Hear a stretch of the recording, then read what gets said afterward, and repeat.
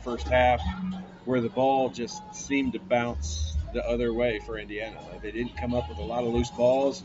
And I tell you, I had a bad feeling at halftime, even though it was tied. I just had a bad feeling because the balls were bouncing. All of those loose ball situations, it seemed to end up with Purdue. And when that happens, for whatever reason, it just seems like that team ends up winning the game. So, I don't know if you look at it as a positive that you could hold a team like Purdue to 48 points. Again, there's a lot of frustrations offensively and only being able to score 46. They're kind of shooting the ball so poorly.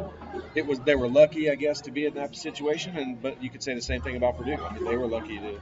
Yeah, this was an ugly game, but Archie had, before we even get into the numbers, Archie had said that the Minnesota game was a deal breaker and drastic changes were coming, and they looked better, but they looked like they should have looked in December as opposed to just now here in late February.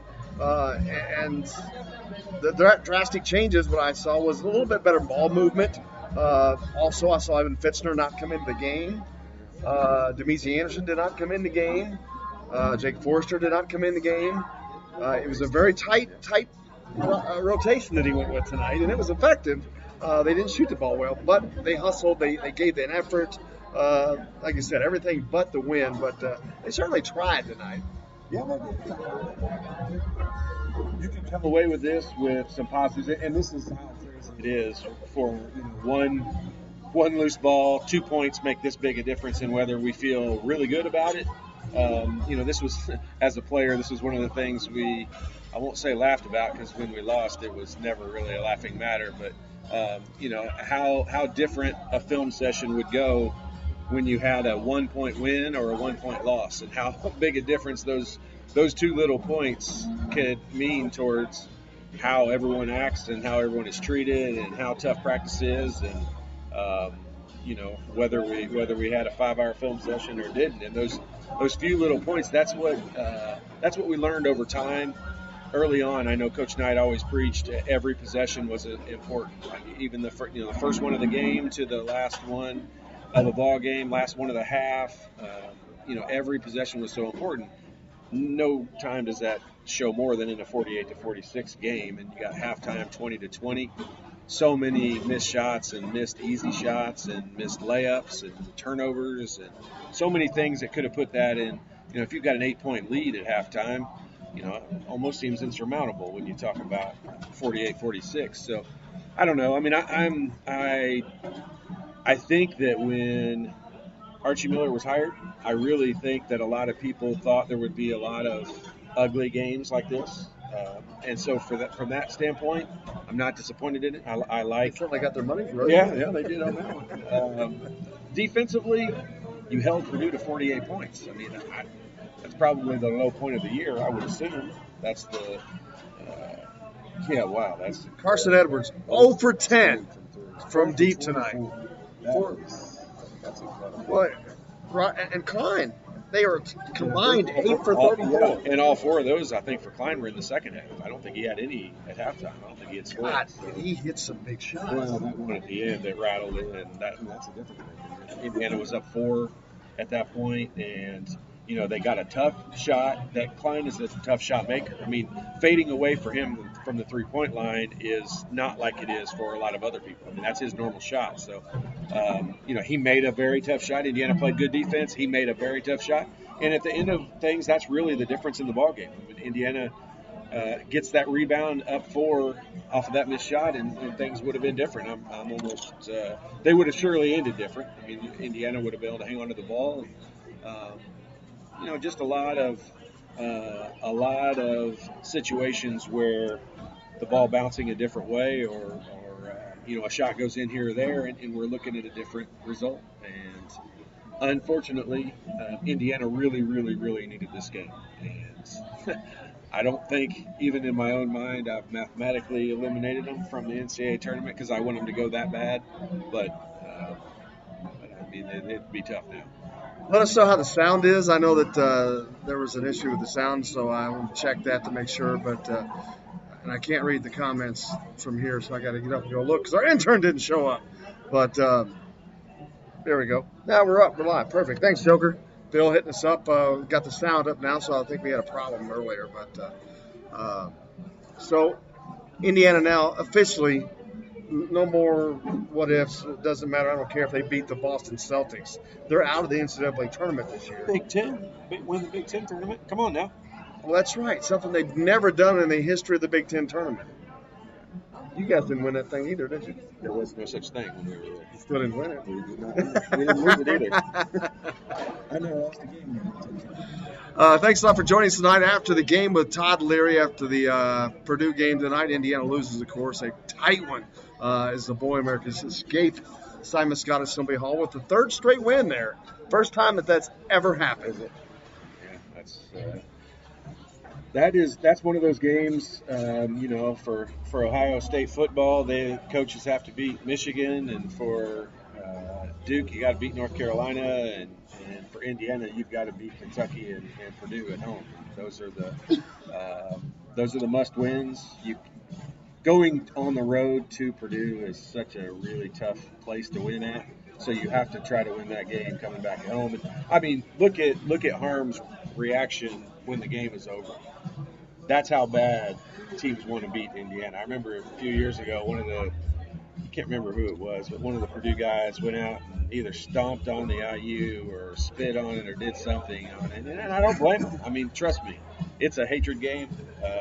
It's funny because we were friends with some of the guys that were on the Purdue team when I played. So it's a hatred. Like, I hated their fans more than I hated their players. And Painter is a great guy, so it's hard for me to hate him. And I'll admit I watch a lot of Purdue games when they're on. I watch every IU game, obviously, but I watch a lot of Purdue games also. They're a fun team to watch from time to time. Archie, the promise, like we talked about earlier, drastic changes. What drastic changes did you see in this game tonight? I didn't. I know you'll probably say that the effort was better. I think it would be hard to argue with the fact that Kentucky fight out in the court. That should be a given. So I don't necessarily know that we point that out. But from drastic changes, the result of that is. And I tell you, I said it the other night when we talked about it. And when you got a game 3 days later and it's your rivalry game and it's back at home, this would be tough to make wholesale changes and play a bunch of walk-on guys and guys who haven't played hardly any minutes at all. I don't know if to him the deal breaker situation was not playing some of those guys who had played sparing minutes, but I don't know. I honestly don't have a clue what he would have considered that a drastic change. Here's a number for you: 17 turnovers for Indiana tonight. None, and I know you cannot pick out a particular play, but none more critical than that turnover by Juwan Morgan at the end. The game on the line. That play is, I was listening to the television broadcast, he criticized the fact that you had Juwan dribbling the ball out there, but I mean, he's dribbling against a 7'3" guy that if he goes around him and lays it in, you say, what a great setup. And I'm not just disagreeing with Dockich on that. I obviously it worked out to the point that his point makes more sense. But I didn't hate it at the time.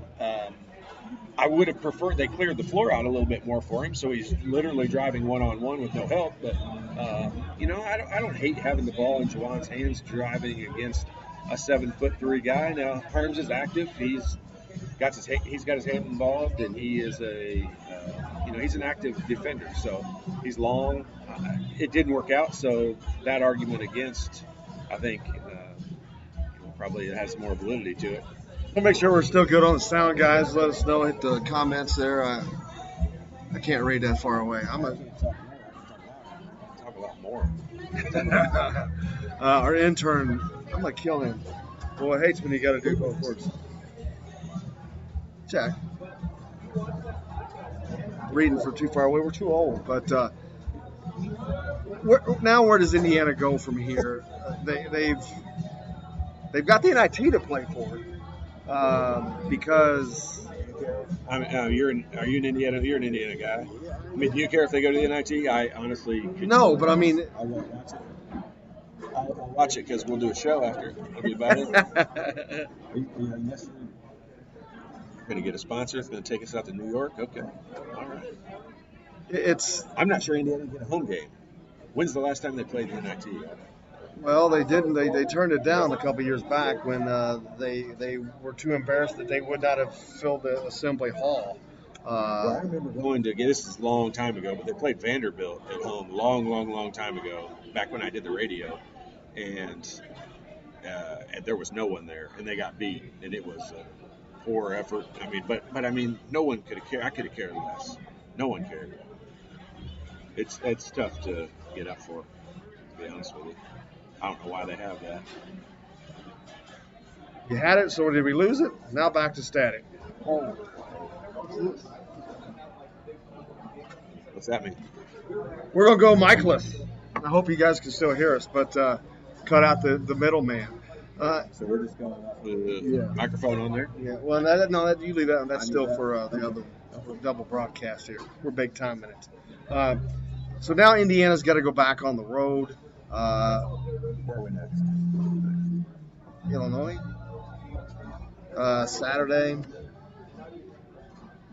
Tonight, the guys that you didn't see on the floor tonight, I mentioned them earlier. Evan Fitchner did not play. Demezy Anderson did not play. Jake Forrester's not played for a while. I don't know if he's in the doghouse or what, but we haven't seen him for a minute.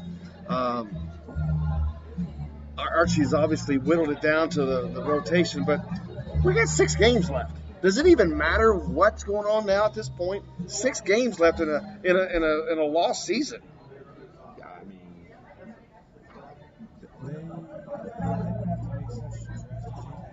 mean, here's what I don't get. So, did McRoberts coming back? Did he take away the minutes from Jake Forrester or from Race Thompson or those minutes they would have had? I don't think he took them away. I think he earned them because he got back to healthy. Wasn't he hurt? He was back with a little back issues. Him being back, does that take those? Did those guys only get in because he was injured? Probably. I mean, and he looked a little bit more like the Zach McRoberts of old. Oh yeah, here he is. If I can ever find my arrow. There's Indiana's side. And I've been all over him. But, I mean, I just don't know how you take Justin Smith in this game. He plays 19 minutes. He's 1 for 6 from the field with 2 points. He did have 6 rebounds. So, I mean, 3 turnovers. Yeah, I guess you give him some credit for 6 rebounds. He's the second leading rebounder, but third leading rebounder. But I mean, Indiana is not getting enough production out of that spot. I'm not going to pick on Justin Smith repeatedly because I do, it seems like every game. I'm going to say that spot needs more production. And, the one spot, the 1 in the 3 and the 4 spot for Indiana need more production. And so, I'm putting Juwan at the 5 or whatever it is. What was a positive that I took out of the game tonight was the Williams kid for Purdue has really been playing well for them. Their last 10 games, he has been awesome. And I thought the presence of Deron Davis eliminated him from the game tonight. Now, Deron didn't have a great game, but I thought he took away anything. Williams was going to have a body that Indiana would have had a tough time defending. And I really thought that Deron, just presence being in the game, helped out quite a bit. Eric says the best defense of the year. How much was the defense? And as far as Carson Edwards tonight, I mean, this had to be the worst night of his year for certain. But how much that was defense? How much? He took some shots early on that were just bad. They were way bad. But I really can't for the whole night. I can't really say that there were any easy shots that he had. I thought that Indiana made it difficult on him, and that was good. I saw Finney on him a lot. I saw Al Durham on him a lot. They did a good job switching out, so it didn't really matter who was setting the screens, and they were switching for the most part on him. I thought that Indiana did a good job with their game plan defensively against Carson Edwards. Now, Klein missed some shots in the first half, so it looked like he was, it looked like Indiana's defense was really making making a difference and making it very difficult to score. But when they only had to put 20 up on the board, that's the tough part. I mean, you really look at, you look at holding Klein, I think scoreless in the first half. I want to say if he had anything, maybe he had one basket. But Edwards, he really struggled in that first half. But when the other team, when they only have to score 20, I mean, you can hold them down. But Indiana should have had 33 points or whatever, and that's not even a lot. But they should have had 30 to 33 points in the first half, and then you're up with a decent lead at that point. But that obviously didn't happen. And then now, so we talked about these drastic changes. I didn't really see anything. I didn't see much of all that was different, other than, like I said, a little bit better ball movement. They played a little harder. But I'm not going to give them kudos for playing the way they should have been playing to begin with.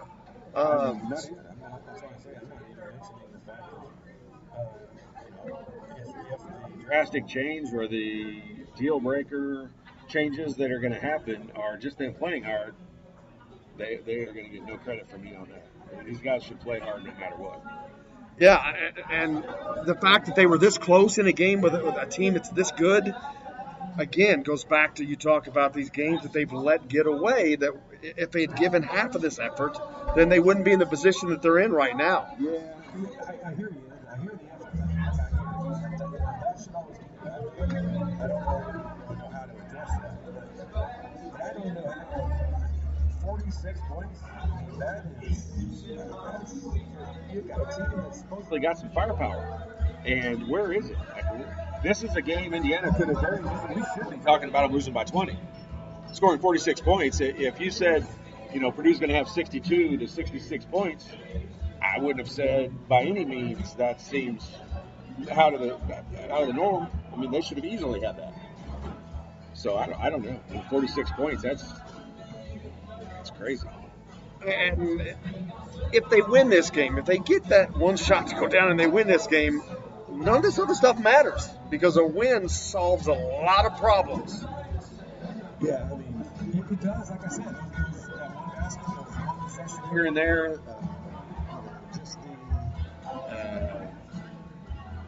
Those couple points in winning make all the difference in everybody's attitude. So, tomorrow's practice will be different because they lost.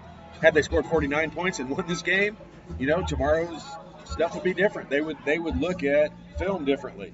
Now they're going to struggle to, they've got to figure out something to salvage the season out of. They got to figure out something to play for. It is difficult to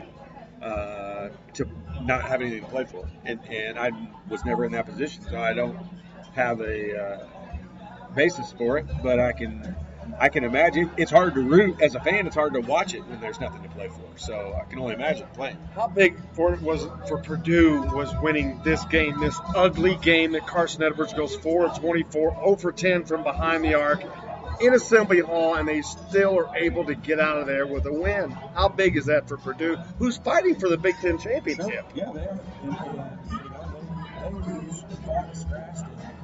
It's kind of the difference between a team that has some seasoned veterans on it versus a team that has some highly recruited young guys on it. And they figured out a way to win a game they only scored 48 points in.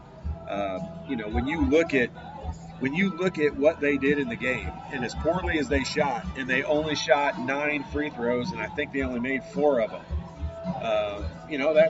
That's I don't know how they won, I bet they don't know how they won. That's tough. I mean, they didn't do anything offensively that would stand out. That would say this game was so close. There were so few things. Again, I'm not picking on Juwan Morgan.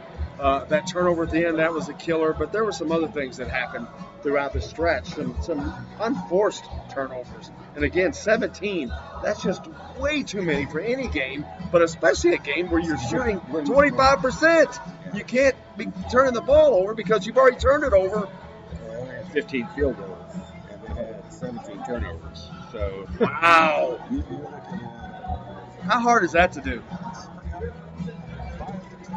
These numbers are, had it not been a good crowd, the crowd was excited and into it, and they were all over Harms, and we're Indiana people, so to us it's funny, and to them, I'm sure it's appalling.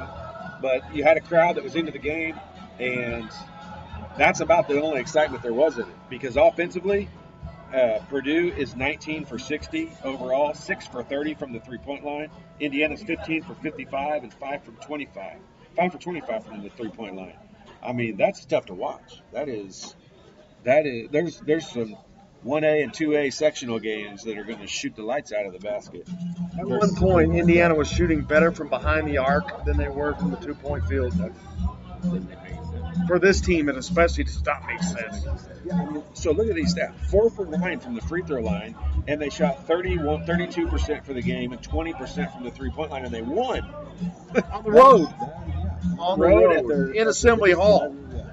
That is not, that's just not I don't know. Do you take anything positive away from them when they lose this game? No. I don't. I mean, They played hard.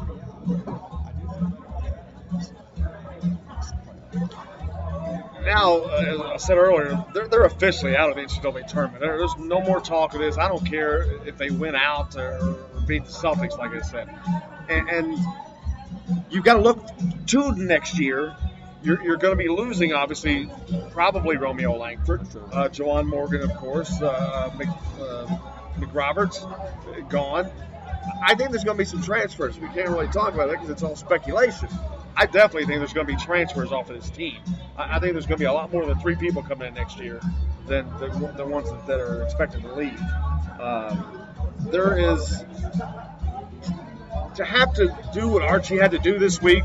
It's a deal breaker and drastic changes with 6 games left in the season, and this is as good as it gets.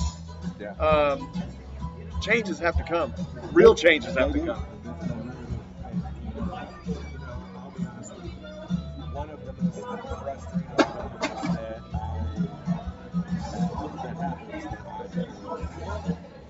is people Look at me physically. I mean, Do I have to? you don't. Nobody wants to.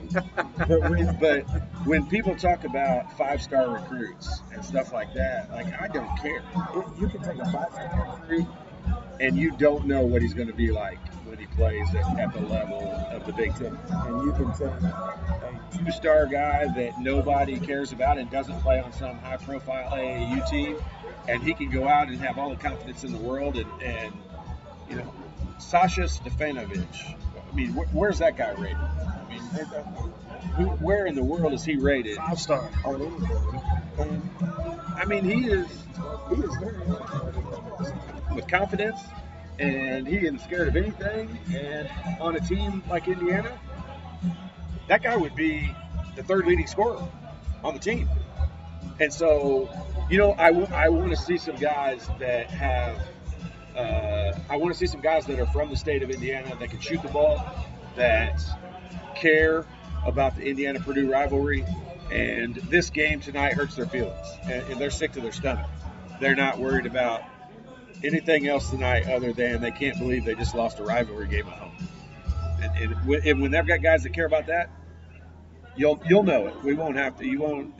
It's not like it'll. We won't be able to notice it. You'll know when it hurts their feelings, and not sure that we're at that point. No, and like I said, there drastic changes has to come because this team loses a lot of production next year. Juwan Morgan, Romeo Langford, their top 2 scorers are going to be gone. And it's kind of scary knowing that and knowing what we see out on the court right now. So that's another reason why I think there's more change coming here. Yeah, I mean, I think the thing I'm excited about is, I don't mean this with disrespect, but Indiana's not losing leadership.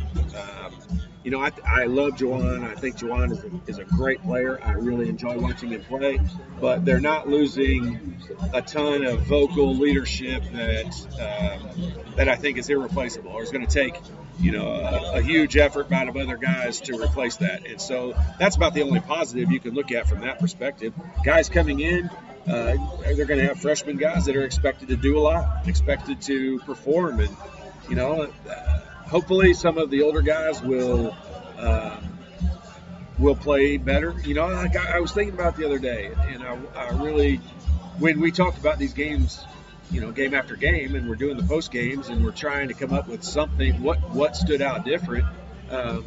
You know, like I want somebody to play above their abilities. You know, even though Indiana was in the game and they were right there, they could have won it with a basket at the end.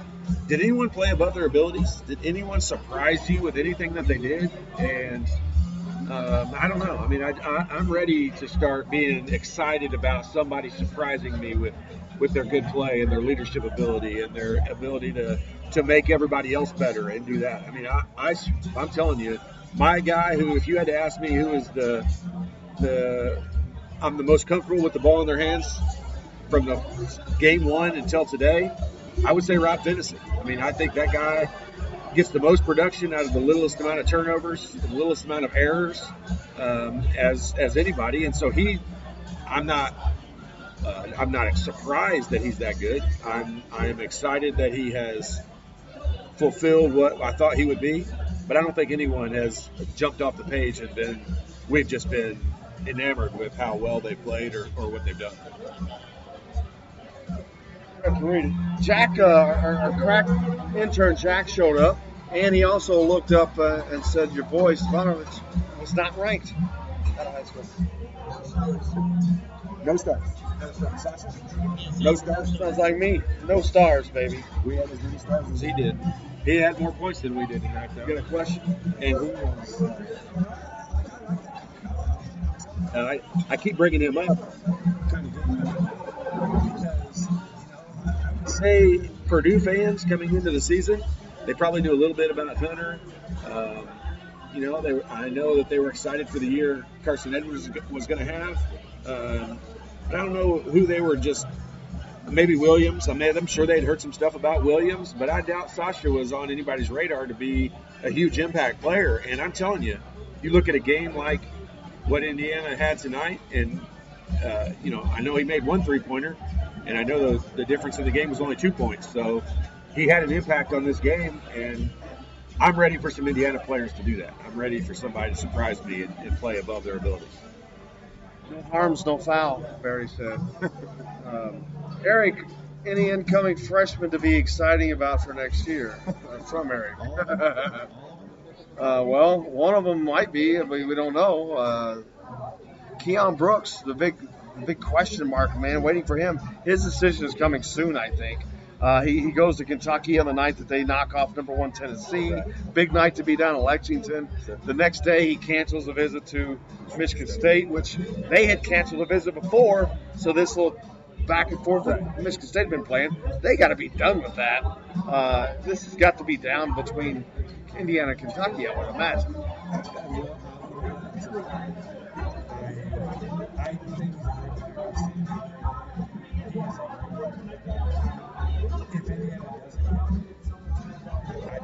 It's not like I'm going to think it's the biggest loss Indiana's had in a long time. I don't think it matters, you know, recruiting wise. I don't think it matters Archie Miller wise. I don't look at it as a negative if they don't get him. I've seen all the 5 stars I need to see. I want to see somebody come in with some leadership. I want him to surprise me with how tough he is. And he's a great player. Believe me, I hope nobody turns this into me saying that he's not any good, because he's a great player. And he's got an unbelievable opportunity. And from the state of Indiana, you want to make an impact. You come in here and make a difference in the way Indiana plays for a year or two, and you know you'll be part of folklore around here. Maryland beat Iowa 66-65. So the rest of the Big Ten trying to battle out for that NCAA berth. Manfred said most people want to talk about defense, but the team with the most points always wins, and 46 points won't beat anybody. Very few. You're against that. I mean, 46 points is not fun to watch. No, that's a first half. That should be a first half. I agree. And it has been a first half for Indiana in the beginning of this year. They were putting those kind of points up. That's obviously not the case now. know, so think about tonight. He said the same thing about Purdue. So I mean, it was an ugly game. But Name an easy basket that Indiana got. I'm not sure they're worried. How many bunnies did they miss, though? There was a lot of easy gimmies that they missed in that first half for one team to go down and score 2 or 3 baskets in a row and develop that 6 to 8 point lead, which I'm telling you, in a game like that, it's almost insurmountable. When Purdue came out at halftime and Klein scored 5 points right away, I was like, if they score one more basket, it's out. See, I was waiting for that second half, but Indiana, to their credit, they responded and come back, boom, hit a big shot, and they shut that down. Because I was waiting for that when it came out. It was 20-20 at the break. Romeo hit a step back 3 to tie it, and then Purdue comes out. They put 5 points on the board. I'm like, man, here we go.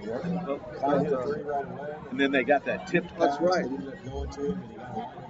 Out of it. That's what I mean. Like, where was Indiana's easy? I can remember that layup that Klein got because the ball just got tipped and it ended up falling in his hands and he laid it in. And then I remember Juwan having a turnover in the second half and him saving it and throwing it right back to Carson Edwards, who drove in and had a wide open layup. That's 2 easy baskets I remember for Purdue definitely having. I don't remember any easy baskets for Indiana. Every layup or breakaway they had was contested. And they missed some. They got a block. They missed some. It's just the offense has to figure out. I mean, I can't solve it sitting here at Scotty's. Have we thanked Scotty's, by the way? Oh, we're getting ready to do that. Scotty's Brew. We're coming to you from Scotty's Brew House in Bloomington tonight. So look at this backdrop. Isn't that perfect? It is. It's perfect. May have to be in the new home, but whenever you're in Bloomington, if you're in Bloomington, make sure you stop by Scotty's Brew House. And we want to thank Reynolds Family Dentistry. Roger and Jay Reynolds have been taking care of Hoosier families for 30 years in Southern Indiana. Let Doctors Jay and Roger Reynolds take care of your family.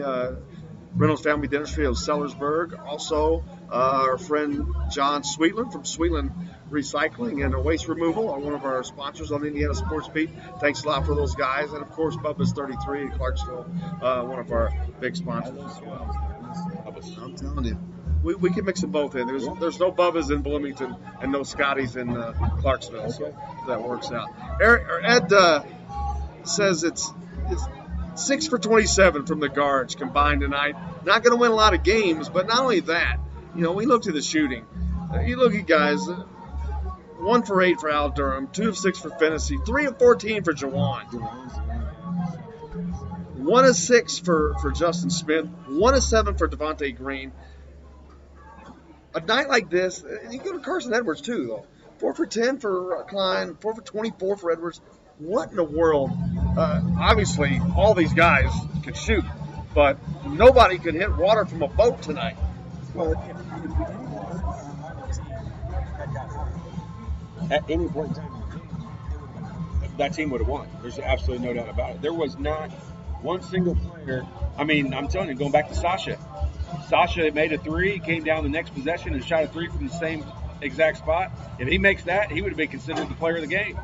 He missed it, and he only ended with those 3 points. But, I mean, no one got hot. No one.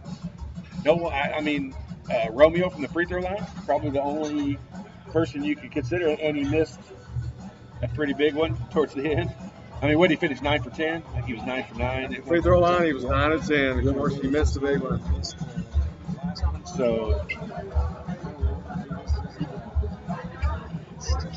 more Todd's fans coming in. But yeah, and Romeo went to the free throw line 10 times. That's awesome. The rest of the Indiana entire team, 7, 8. The rest of the team only goes 8 times. The rest of the team not only goes 8, but they're 2 for that 8. That's tough to beat. I don't understand. But Purdue, Purdue 4 for 9 from the free throw line.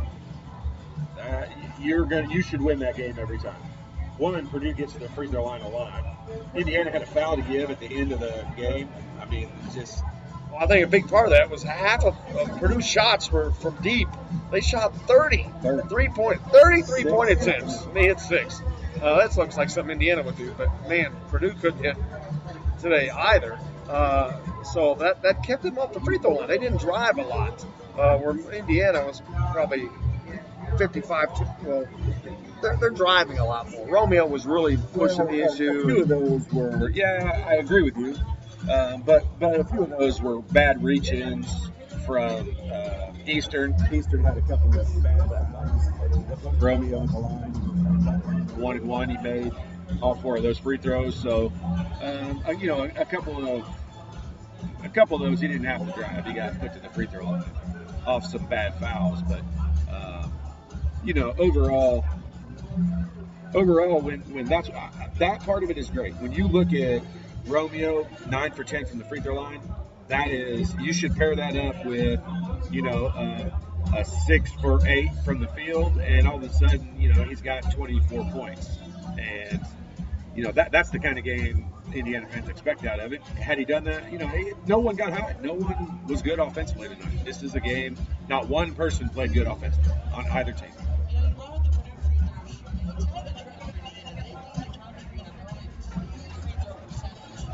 Really? Teams against Indiana shooting the highest percentage? He's a stat master, too.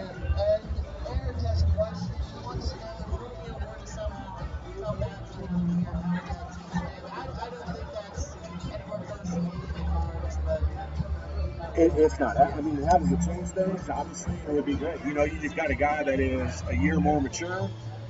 You've got an incredible player. Like, I can sit here and rip Romeo all we want to because of, things that they don't accomplish on the floor. He's going to the NBA. He's going to be a high pick. He's going to be a better NBA player than he is college player. No matter if he stays in Indiana for 4 years, he's going to be a better NBA player. His game is more suitable to the NBA, and the two are not comparable. I say this every week. They're two completely different animals, the NBA and NCAA basketball. So he's going to be a great NBA player.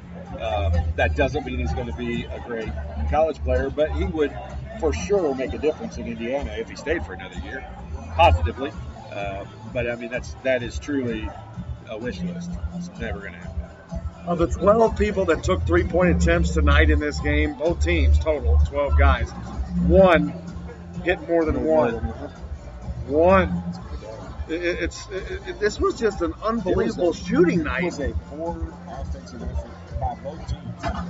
Poor is as friendly as I can be. It's unbelievable when you see that just spreading across both teams. It's like there's a lid on the basket. It's hard to explain, and again, a lot of those looks were close in, so it was hard to understand how nothing was falling. And it seemed like every time Indiana would hit a shot, finally, Purdue would always have a big answer. So if Indiana shot 27% of the game, if they shoot one more basket, we're talking about this like it's a good win. And that's asinine. Like, it's not. They played terrible. Offensively, they were horrible. Defensively, they were mediocre. If they played okay offensively, they would have won this game. No, if they would have played mediocre offensively, they would have won by 10. Either team won. Like, this was a game for their perspective. This team got most of the time. Like, this is a game that the other team steps up and the guy makes a few plays and they're going to win. Neither team did that. Carson Edwards, I guess you could say he made that last drive to the basket and he scored, so he made the play that made the difference. For sure. I guess you can say that, but I mean, nobody stepped up and warranted their team.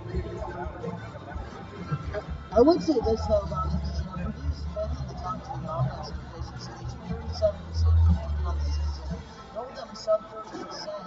Yeah, they missed some open shots. That is impressive, of course. It doesn't matter because you didn't win the game, obviously, but it gives you something to where you can say, okay, if you give a similar defensive output against Iowa on Friday, who isn't as good as Purdue and is really poor defensively, maybe you can win that game, but the problem is we haven't seen Indiana be able to show that type of effort consistently all year. Or have they had offense to back that up all year long, which has been the bigger problem. They just haven't been able to shoot the ball, and that continues. And yeah, look, you can say they held it in that.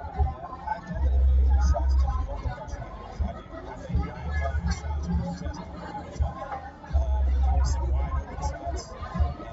Missed by Nike early on, and if he makes a couple of those 3 pointers, he was shot by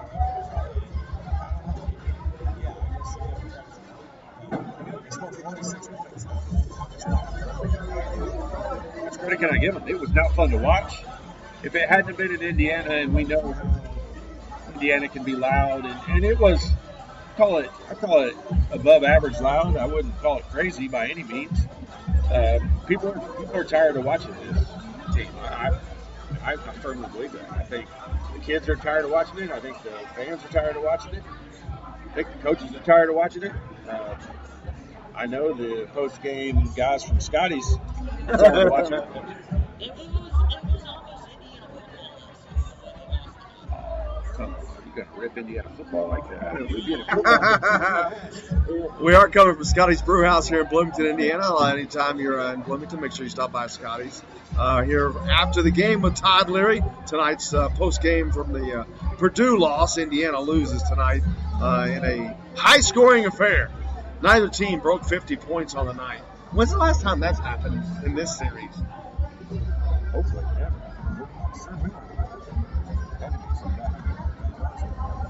That was the highlight of the night. I never got to meet Coach Knight talked Coach Knight, but obviously, Ben Arsdale, so I heard all about it. Very disappointed I didn't get Coach Knight, but they had a nice halftime presentation out there. I'm glad the school did that. A lot of guys in the house tonight. Todd Leary was in the house. OG was in the house. Jared Jeffries was in the house. If that was an SAT question and you named those 4 people that were there and I was a part of it, I would be the answer to that question. Which one doesn't belong? Thomas Bryant was even in the house. So Jared Jeffries, that was nice to see Jared. Take time. It's fishing pros to come back and spend some time in the frozen tundra. the fishing's slow a little bit right now. But it's good to see those guys come back. But it would be nice if they could impart some words of wisdom that would sink into these guys. But I don't know that there's anything you can tell somebody. So, look, I'm going to be tripping about this, but I'm going to say it the way I really feel about it. You got Thomas Bryant from New York, you got OG from Missouri. and you've got Jared Jeffries from Bloomington. Perfect. And then, what are those guys going to come back and say to Romeo's from Indiana? Those Kentucky. What are those guys going to come back and say about With Purdue. I mean, bring Joe Hillman back. He's from California, but Joe Hillman was a Bob Knight follower he drank the Kool-Aid big time in a positive way. And, I mean, Joe Hillman on this team would be the most valuable player on the team. Joe Hillman would make Dan Dockich, those guys on this team these guys would not be playing the way they've been playing. I can assure you of that. Keith Lander Jr. Keith Lander Jr. says no movement on offense. And the movement there is a we. Not really sure what. I don't understand. Obviously, it's like pass me by. I don't understand what the point is to pass the guy a ball and then run over and take it back to him and then have him say ball screen. I fail to understand What the point of all that is. But they do a lot of it. There was movement tonight, but again, like you said, it was not really. There was a lot of standing around and then some movement. What's movement to us? Movement to us is a guy cutting the basket. They're back cutting to the basket, or a screen gets set, it gets him open, cuts down the lane, and gets an easy basket. We didn't have it. Indiana did not have any easy baskets. So, what the hell movement are we talking about? Movement, you want to see movement from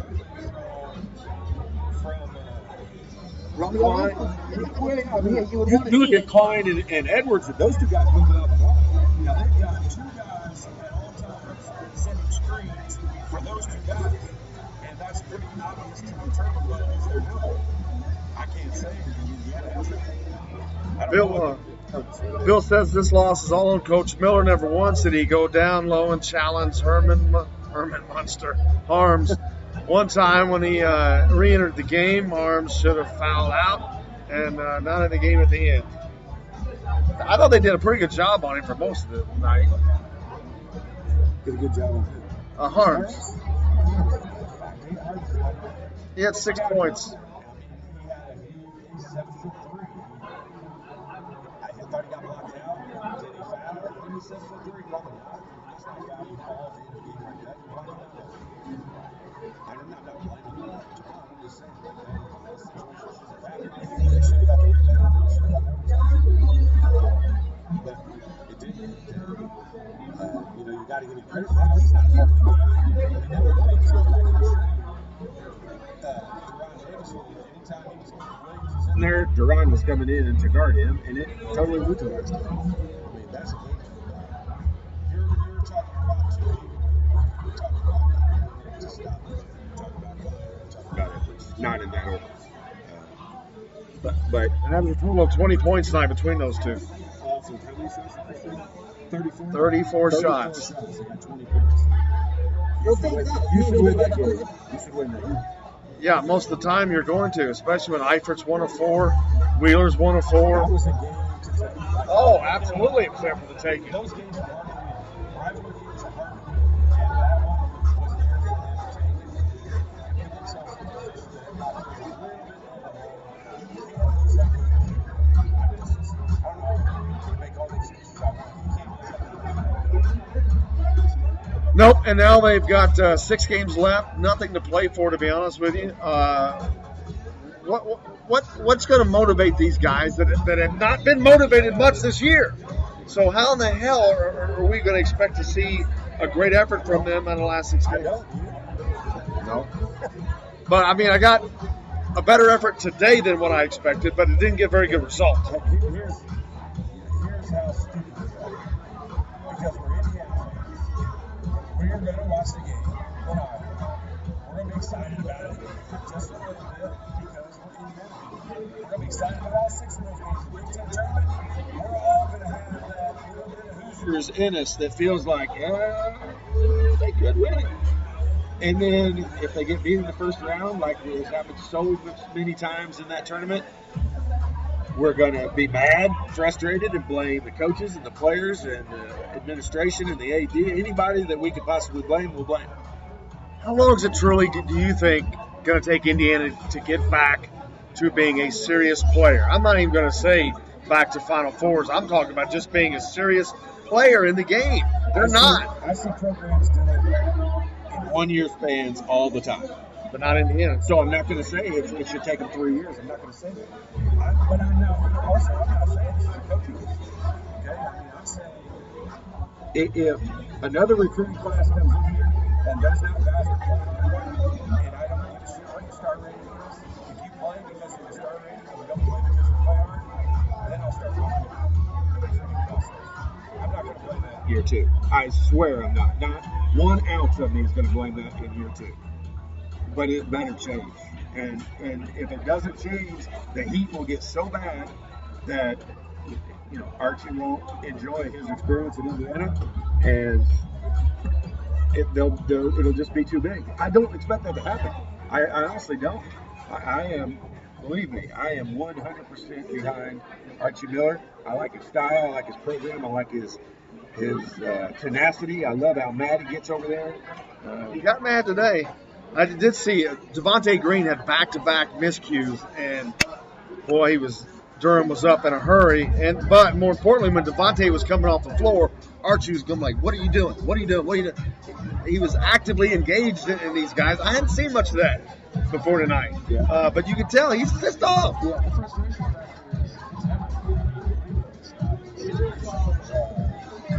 it's not just me. It was. The coaching staff is mad, frustrated, embarrassed. No one. I'm telling you, walking off that floor, Losing to Purdue, walking off that floor is not easy. And I'm telling you, the thing, I'm asked the question a lot. Or when I used to do a lot of speaking things, people would say, what's the biggest thing that fans would not believe or understand about, what's the biggest difference or the thing that you would tell people the most? And I'm telling you, it is like what happens the day after the game. All the practices in between, all the preparation, everything that goes into it. Nobody tomorrow will be thinking about what those guys are doing tomorrow. They'll be thinking about how bad they played today and that they didn't come out with a win, but they won't be thinking about them getting treatment for injuries and watching film and watching all the mistakes that were made and all the things that they need to do to start preparing for next week, and then practice. And that practice isn't going to be nice or friendly or fun. And so that's the part of it that people, I don't forget that, trust me. I know these guys will hate it. It's going to suck. Tomorrow's practices will be terrible. Film sessions will be terrible. Nothing feels good. Everybody hates each other. They're in a really bad rut. It's hard to get out of. Keith Lander points out all around the three-point line, no real shooters to be effective out there. One-on-one going to the basketball and no spacing. They don't have any shooters on this team. They kept trying. They kept putting them up. But I don't – again, I say this a lot. I mean, man, I don't understand how somebody who is pretty good at basketball, and all these guys are pretty good at basketball, can consistently be that bad at shooting the basketball from that specific distance. Well, You didn't have a problem with that. no, but I'm a scorer. I'm a shooter. That's my thing. I don't play defense. All very well, whatever you want. But I mean, free throws and shooting, I'll be able to shoot something like that. But I may not be able to move my feet, play defense, and rebound, and block out. A lot of other things. I do not understand how guys can shoot. I really don't. But Jordan truly doesn't shoot. It's not like these guys were great shooters. Romeo is known as an unbelievable scorer. I will tell you, he is an unbelievable scorer. I will never tell you he's a great shooter. I mean, as where he is right now, he may go to the NBA and become one. Victor Oladipo became a great shooter in the NBA. He wasn't a great shooter at Indiana. He got better toward the end, but he definitely was not. They didn't bring him in as a shooter, that's for sure. And No. you go to the NBA, and they are these guys skill development wise, legit. And so that's all you do. If you go to defensive college, that's all you require of you is become a better shooter. And so I think doesn't have guys that were recruited as shooters. And Romeo was the highest recruit Indiana's got since Bailey. Recruit Indiana has come up with, and I can assure you, I watched him in high school and I watched him in AAU. He is not a consistent great shooter. He makes some tough shots, and he finishes around the rim as well as anyone I've seen finish around the rim in a long time. Better than me? What's that? Better than me? Yep. No, Ed said inside out wasn't even a part of the game. I understand we had to try and find a way to make it a 20 or 18-foot shot. But what happened since the Marquette game? Well, if we had that answer, we'd be making $3.5 million in coaching Indiana University right now. But it's a valid question, why were they better? and there should be an answer, but I don't have one because they hit a lot of two-point shots. That's back when they were leading the tops in the country and two-point field goal percentage. They were shooting 52%. But these other teams, to me, they saw what Indiana's offense was all about, which was about driving, not driving and kicking, but just driving and scoring around the rim. And they shut those down, or made it a lot more difficult at least. I noticed tonight, Purdue, every time one of the bigs got the ball, they were double teamed, whether it was Juwan or Duran. And it worked. It was very effective. It caused a couple turnovers, but they always got them when they had their back to the basket, and they could never turn around and find the open guy. It was pretty effective defensive strategy by them.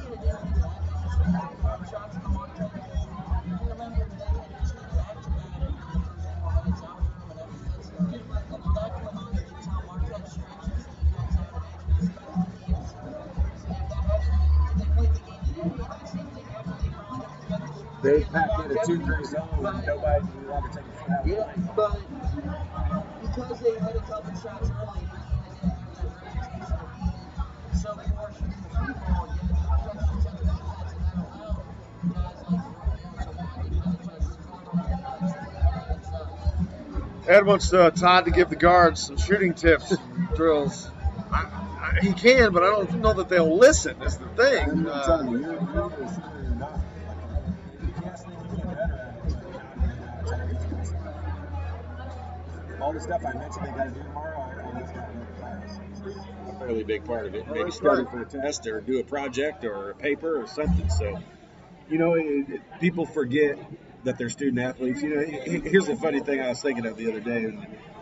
Someone at Bubba's had asked me, about my comment about those guys and what they do on the off days, the days where they're not playing a game and all that. It's so funny to think back.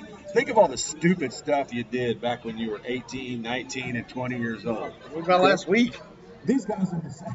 Trust me, we did some stupid stuff that you would be like, what? Like, you guys are the same people that we watch on TV. Like, remember the games that they had? Like, we forget that these are 18, 19, 20-year-old kids. We sit here, Armchair quarterbacking this to death over here is like I was some choir boy, and trust me, no one was. No one was. these guys are all making dumb, stupid decisions, thinking about girls. College is fun. I can tell you. Exactly.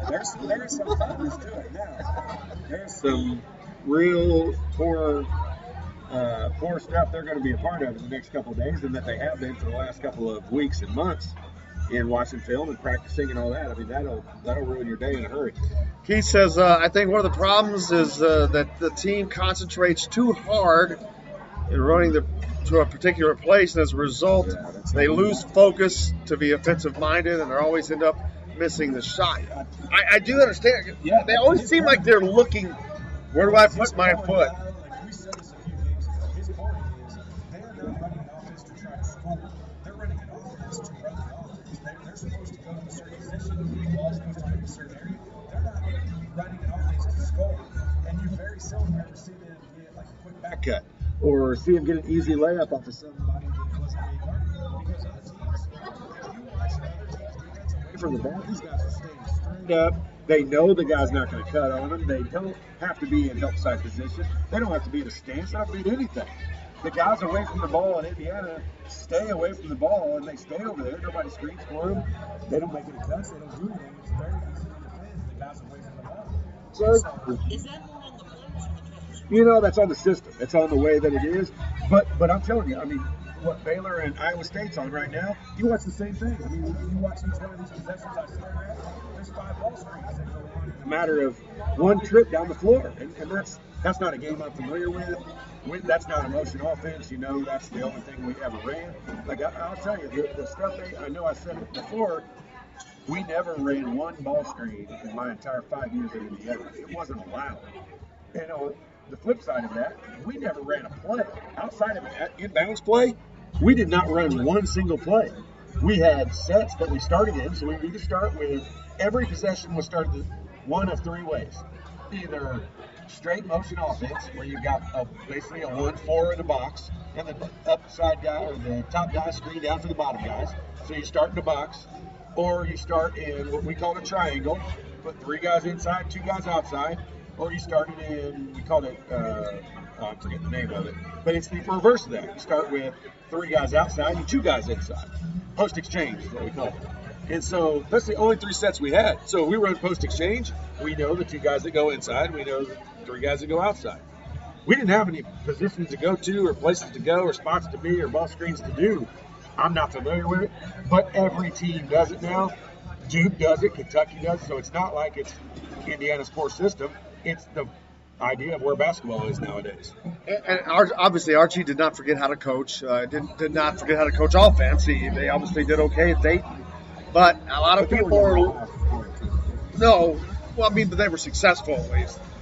And a lot of people are looking at this going, what is the Indiana offense? Where's this offense going to come from? And I don't have an answer for it. Of course, I'm not an expert by any means, but we turn to the experts. Where's this offense going to come from? I don't know. I'm telling you, they don't have the personnel. I'll tell you this, like the third leading scorer on this team, I mean, we can sit here and bang it around as to who it is. Whatever, but I'm going to tell you, it should be Devontae Green And Al Durham should be fighting for which one of them is going to score double digits. One of them should be averaging 11 and the other one should be averaging 9. Because those 2 guys are scoring. Those 2 guys were scoring in high school. They shot the ball. They were not point guards. Those guys were scorers. Okay? And so then you add a scorer in Romeo, and you add a guy who's crafty as heck in Juwan inside, who gets way more out. He's got a body for a 3-man, and he's playing a 5-man. So he's getting way more out of his body than he's supposed to. But where are those other guys? The third leading scorer on Indiana on any given game is going to be anybody that throws two or three shots in. Unless Devontae has a great game or Al Durham has a great game. And I'd say those two guys have probably been the third leading scorer in the majority of the games. But it needs to be more consistent as to one of them needs to throw in 15 points occasionally. Wouldn't you think? Absolutely. Devontae Green is a shooter. He's a scorer. Well, good teams are there. And again, I always go back to your team because you're here. But that was a team that had like 8 guys that could score. Not your entire rotation. Well, your rotation was bigger than that. We had 2 guys on our team that would not be considered scorers. Jamal Meeks and Chris Ray. And they still scored. They scored, but I mean, they had So much more value on the court. Their job was they had a job. They were not a liability because they accomplished so many other things. You can go down that roster 10 more deep. The other guy was the leading scorer on his high school team, by far, except for probably me, because I had Montross on my team. And he and I Both averaged 20. It's hard to do in high school to average 20 when another guy averages 20. But, we worked well together, and not to turn this into something about me, but where are the other guys on this team? Where are the other scorers? Why have we forgotten? Why is Devontae? I mean, if I was Devontae, I'm telling you, I'd go down fiery right now. I would shoot as many opportunities as I had because Indiana needs those points, obviously. Yeah, he's not afraid to put the ball up. Yeah, but he goes through spurts. If he misses a couple, you can tell. This is what I don't understand. When teams right now are trying to prepare against Indiana, I would have bet you after McRoberts missed that first shot to start the second half tonight that there's no chance he would have shot another shot. And he shot 2 possessions later, which I was so happy that he made a 3-pointer right after that.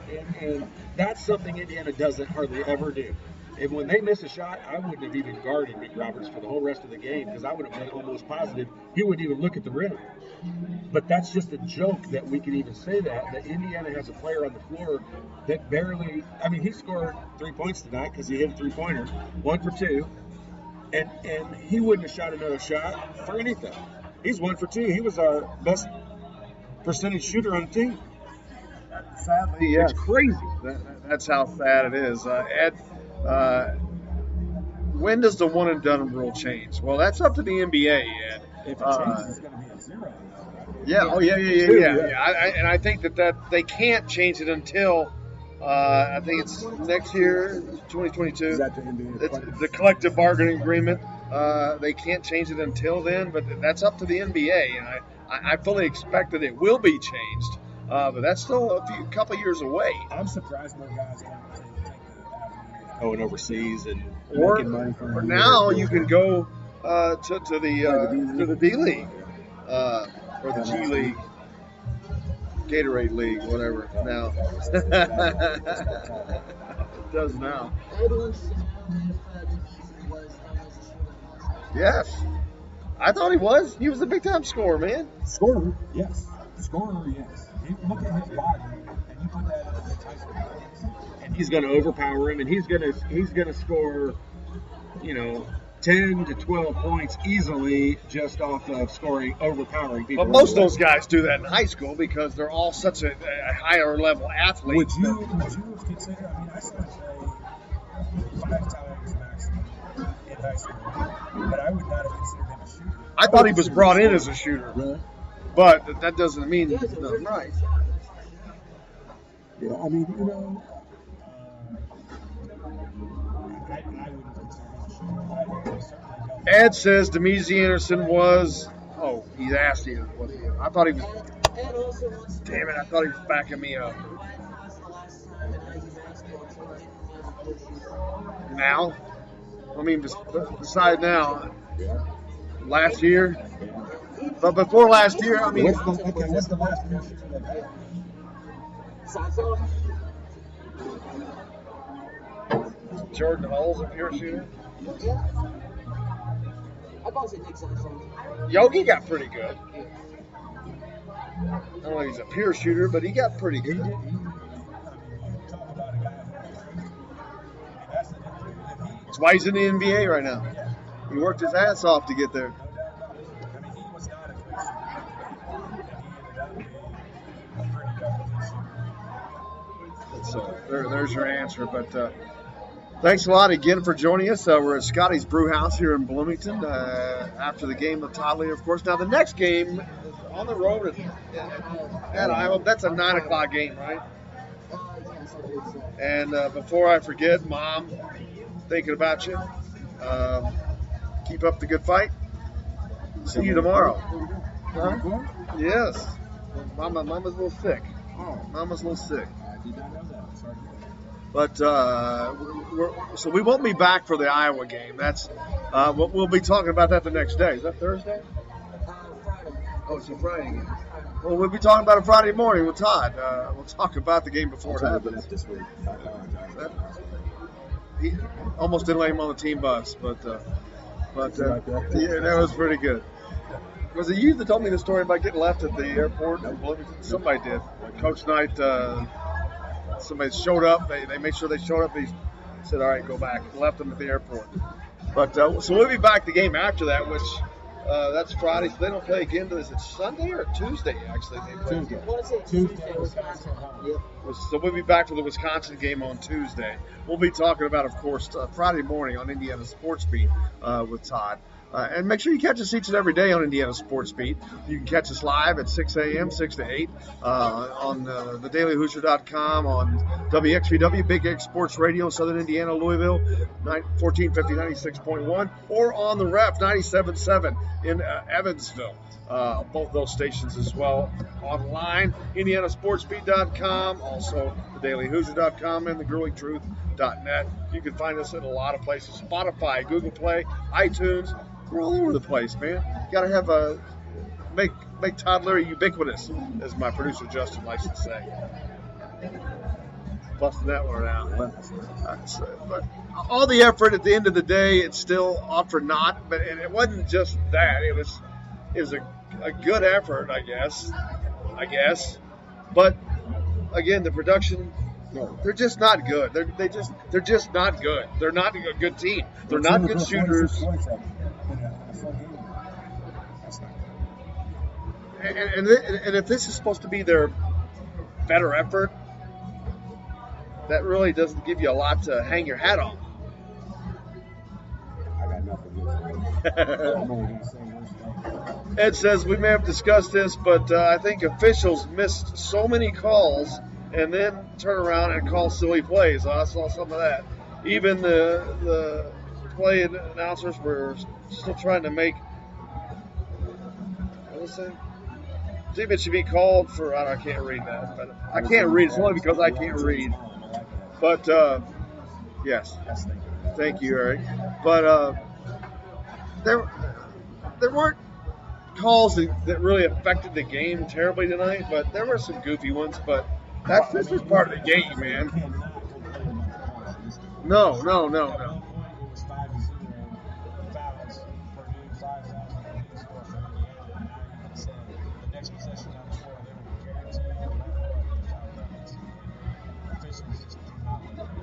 Well, Indiana shot 18 free throws while Purdue shot 9.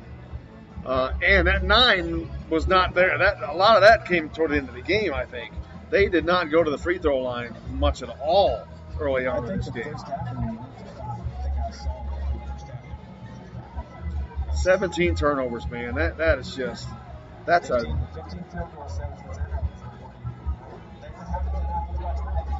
that's an ugly – and shot 27%.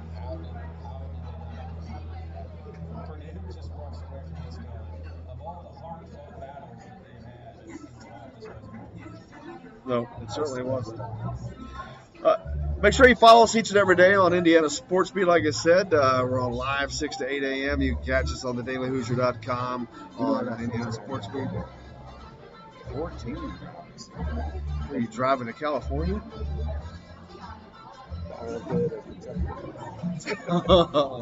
Just kidding. But that's going to pretty much wrap it up. We're going to thank our intern, Jack, who made it. Half thank. There we go. Josh, just my opinion, I don't see Archie lasting at IU. These lights just look too bright for him. Yeah, I mean, everybody's got their opinion. That's hard for me to say that's wrong right now, but I don't know.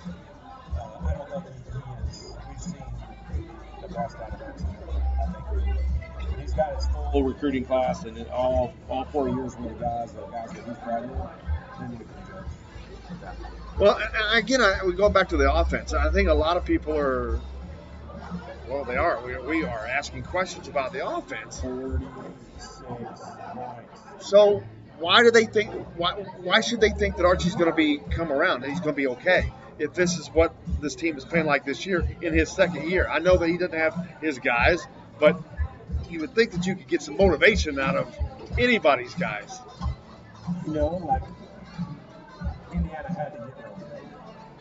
You had to recruit the heck out of that. And you got Rob Finney. I'm extremely high on Rob Finney. I think that's a great recruit. That's a great 4-year recruit that you have right there. I'll take as many of him as Indiana can get. And then, they've got guys coming in next year that I think you could be excited about. I think next year's team, I think that the leadership will be different. I'm not blaming Juwan. Juwan's the oldest guy. You mean evidence? I think it'll be different because the guys who we consider the leaders. Who are the guys we consider the leaders? Well, Juwan and Romeo. Considered. Neither one of them is a vocal guy. And I would just say there's a lot of teams that get away with having that. But the teams that have a very vocal leader, I tend to think are it's easier for them to improve and follow the lead and get better. And I think they'll start to have that. I think Rob Finney will have a different voice on this team. And I don't think he's a real outspoken guy, but I think he'll be a more outspoken when Romeo's out. And right now, who is every announcer and every person and everybody going to say who's going to have the ball in their hands at the end of the game for Indiana? Juwan or probably Romeo. Well, after this year, neither one of them are there, and the ball is going to be in Finney's hands, and he's going to create something for himself or for somebody else. And that's an Indiana team I feel good about. I do like that. Does this team need, even, of course, you'd rather that they were somebody that was good, a scorer, or they could fill a role offensively or whatever. But if you don't have that, is it worth it going out and getting a marginal player who is a hell of a leader to give? Because this team has no leadership. Do you give up something to get some leadership in that regard? Is it worth it? Yes. Yes. I'm telling you, outside of Duke and Kentucky, I don't think anyone should. Those guys are going to be the top 15 players in this country. Okay. Outside of that, I don't want a bunch of 5-star Kentucky players because they don't gel and play well with others. They need guys that are going to screen for them. What do you think Carson Edwards would do on a team with Romeo? I mean, there'd be some fights going on. And if there weren't fights, it's because Romeo got beat up. Because Carson Edwards is going to take some shots. He's going to have the ball in his hands. And he doesn't care who else is there. He's going to have the ball in his hands. Yep. And that's his team. That's his team. There's no doubt about it. That's his team. Brian Klein knows that's his team. And he's fine with that. They've got role players. Brian Klein wasn't recruited by everybody in the league. I begged Indiana to recruit Brian Klein because I watched him at Harvard for 4 years. And I knew what kind of kid he was. And his family was like, I know he is a guy who you can follow. And, that's not what Indiana's recruited. They've recruited 5-stars. You got to have so many stars on your chest. And look, Rob Finney is a great recruit for Indiana. He's a great 4-year recruit. That's something to build on. I swear that's how I feel about it. And people will disagree, maybe say he's not big enough or important enough or fast enough or dunk enough or anything else, but he is Indiana basketball. He's an Indiana basketball player, and I think people will love him at the end of his 4 years. Certainly so. And next year, Trace Jackson Davis, Armand Franklin, 2 more Hoosier ballers coming in. Hopefully they'll add Keon Brooks to that. We'll wait and find out. And I'm sure there's going to be a couple others, like I said. I think there's going to be some transfers after this. Yeah, please don't turn this into I don't want Keon Brooks. That's one of the 2 or 3 that you need to have. I mean, that's great. Having Trace Jackson Davis, you don't have to have Keon now. You would definitely want to get one of those 2. You're killing it. And if you get both of them. Beyond that, you need a bunch of role players. You need a bunch of Josh McRoberts that like to shoot. I would love Josh McRoberts if he liked to shoot. If there are, I keep ending it, but I keep coming up with more questions.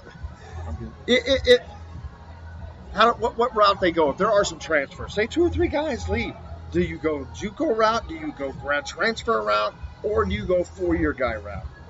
All the above. I would not be afraid to go grad transfer, but that grad transfer would be a leader, like an outspoken leader guy, because you got, and when we're talking about fitnesses, playing a lot, and he's going to be a sophomore. So, let's bring in some leadership. Let's bring in a guy that can score the basketball. I don't care if he's 6 foot or 6'8". I really don't care. I don't care if he's ever highly recruited. I don't care if he comes from another big school program or if he comes from the District 2 team. I don't care. Get somebody in there that you want to root for. Think back about it. We've gone to Indiana games for years and years and years and years. Indiana fans love to root for that great offensive possession, where there was a great hustle play, somebody made a back cut, they hit him and he made a reverse play. It doesn't have to be a crazy dunk. I love the crazy dunks. One, they got that tipped up tonight. That'll be on Sports Center for 2 days. Okay? But and those are awesome. We need to have those guys. But Indiana fans love to root for the offensive possession where you roll everybody to sleep and you got a backdoor cut and you laid it in. And I'm not even going to say we've seen one of those this year. None. 0. Last one, Kevin Finney from Kevin. Finney seems to have a toughness to him that may lead to great leadership in future years. You just mentioned a lot of this. He seems to have a little more fire to him than most of the others. Hey, guys, I appreciate you joining us tonight. We're so happy as always, and we'll continue to try to improve this. This is our season of learning. Getting everything in line as we're going towards next year when we'll be up and really killing it next year. But thanks a lot for joining us. We'll be coming to you again. When are we? Friday. Next Tuesday. Next Tuesday. We will not be with you on Friday because of the late tip. But we'll make sure you tune in to Indiana Sports Beat anyway. Todd will be with us. We'll be talking about the game that night. But thank you very much. We appreciate you joining us. We came to you from Scotty's Brew House here in Bloomington. Appreciate you joining us on the night and all the comments and questions. Thanks a lot for Jack for joining us and helping us out, Jack Grossman, our wonderful intern. And, of course, the star of the show, Mr. Todd Leary. Can't do it without him.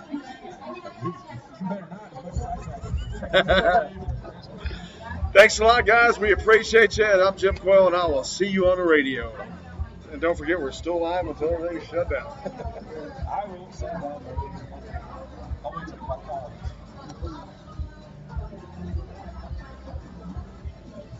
You gotta get that one.